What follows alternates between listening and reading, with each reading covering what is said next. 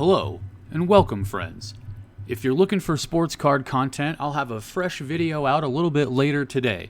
Instead of that, we've got this McDonald's content. Yes, you've read it right. I spent $400 on McDonald's. What did I get? A couple of Big Macs, something gold, bronze, maybe the billionaire burger, some shit like that? No, that's not what we got. We actually spent $400 on McDonald's at a local auction here in Las Vegas. And remember when I told you guys that it pays to be in other markets? This is exactly the kind of market you want to be in. Vintage McDonald's collectibles.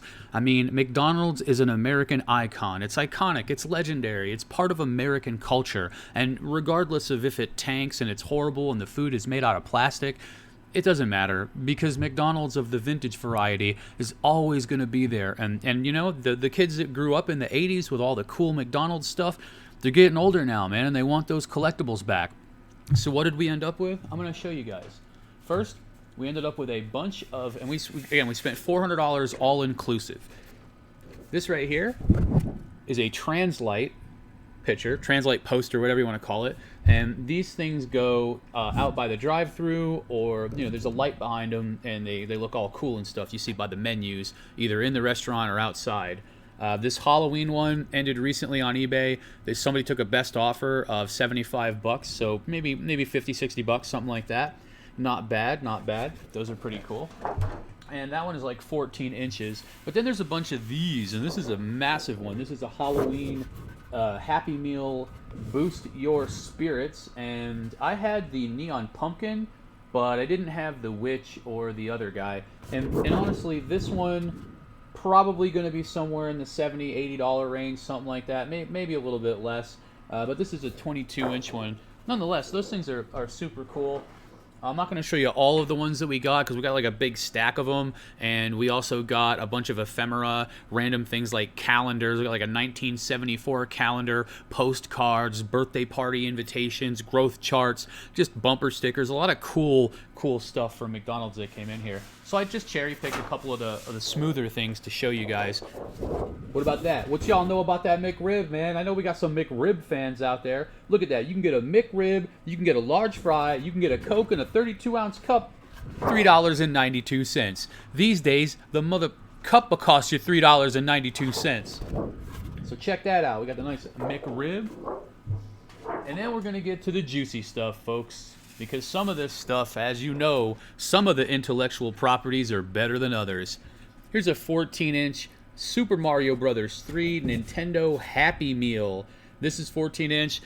This one has got a little bit of a warp to it.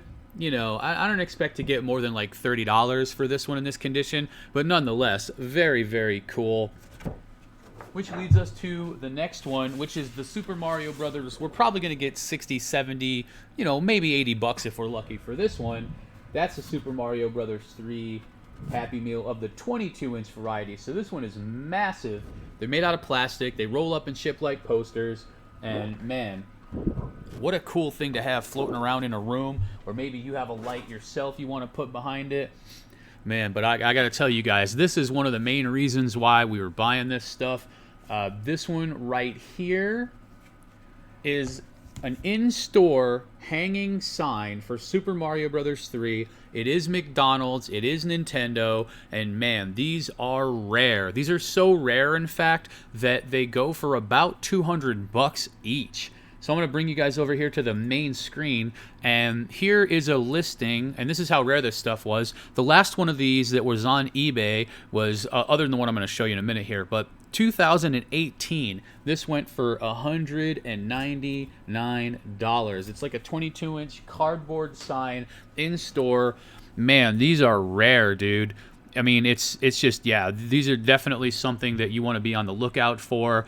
Here's a listing on eBay, the most recent thing I could find, and it's the only one where a dude sold a set of 3, and he put it buy it now for $309 with 20 shipping. So he essentially got $110 each. But I don't, when something is so desirable, like McDonald's collectibles, obviously a giant in the vintage variety, and Super Mario Brothers / Nintendo collectibles, another giant. So when you marry the two, it becomes even more desirable, because generally it's going to be pretty rare, and then unless it's like some of them shitty Happy Meal toys, whatever. But I mean, you have McDonald's collectors, you have Super Mario collectors, and then you have hybrid collectors that collect collect both, and those are the people that are willing to pay the premium. So if I look at WorthPoint, and if you guys are into other markets, or if you want to get into other markets, anytime you find something that's incredibly rare or it doesn't show up that often out there in the wild, WorthPoint is where you want to be. WorthPoint is like $24 a month, and it's going to give you access to not only eBay but Heritage and a couple of other auction houses, all their results back to like 2008 or something like that, 2005. So any of these that get posted on eBay, you'll be able to go back and double check. So if I were not aware of WorthPoint, I might see this and go, oh, those are about $100 a piece, and throw mine up there for $100. I'm not going to do that, because I would either, one, put it up to auction when something is so desirable and let people battle over it and hopefully get an over-realized price or get a very good price, or I'm going to do more research. I see that in 2018, this thing sold for $199. Chances are I would either do the auction or I would put mine up a couple years later for like $250 best offer, something like that. What I like to do is what I call the trickle down effect. If you have something and you're not really sure what it's worth, or you don't want to risk it at an auction and it's like a higher slightly dollar item, maybe mid-range dollar item, you just don't want to take a loss.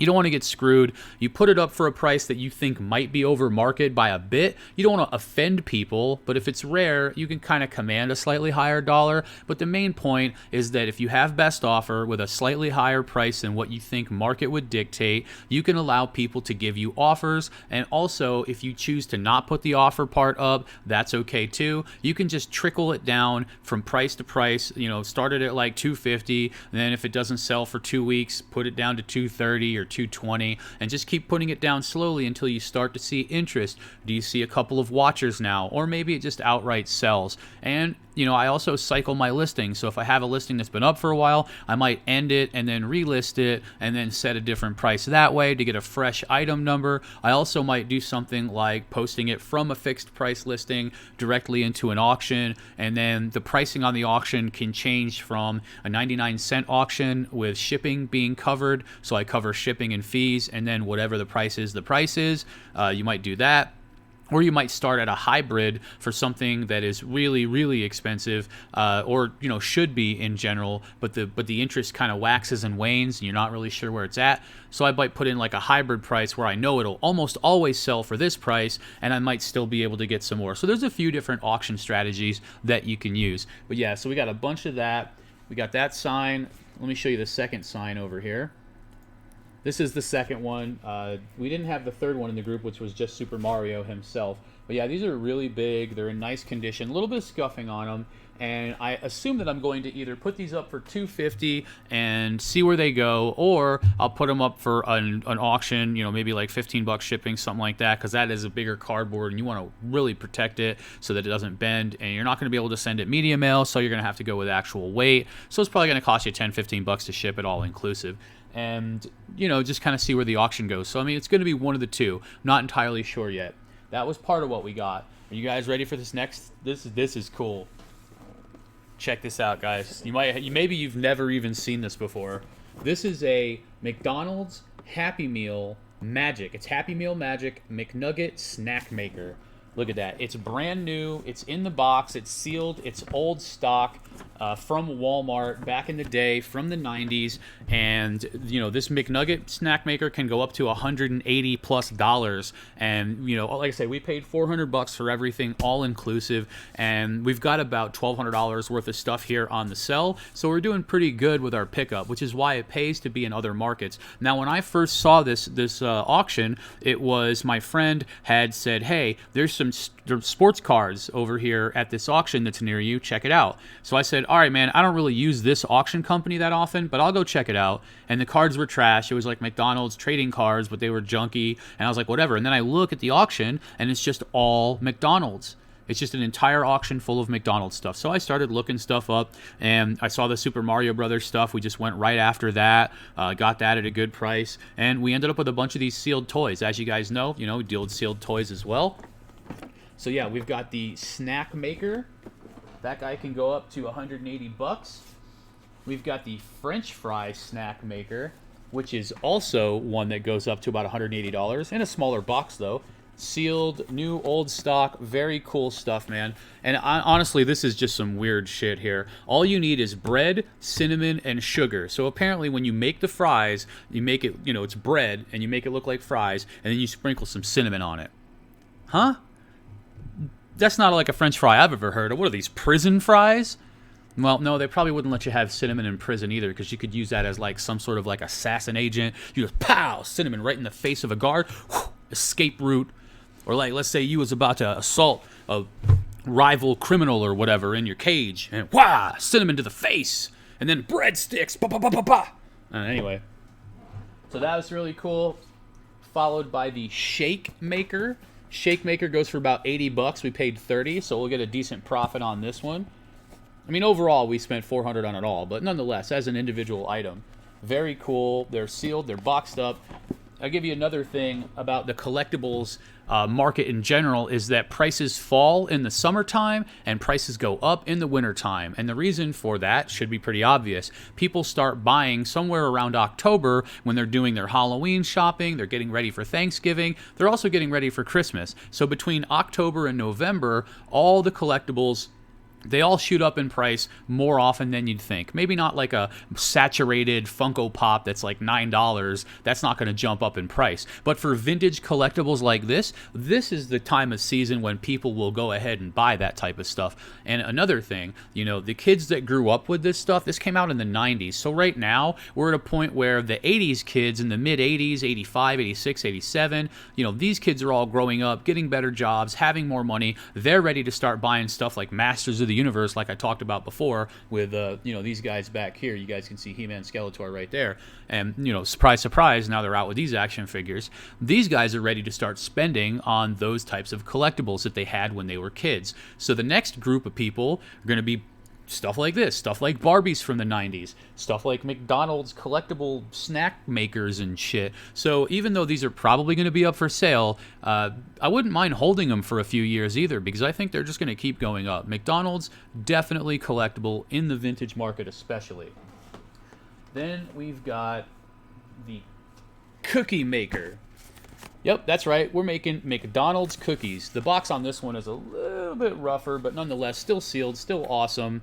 And what does this got? All you need is chocolate drink mix, graham crackers, peanut butter, powdered sugar, and water. And it comes with Nestle Quick inside.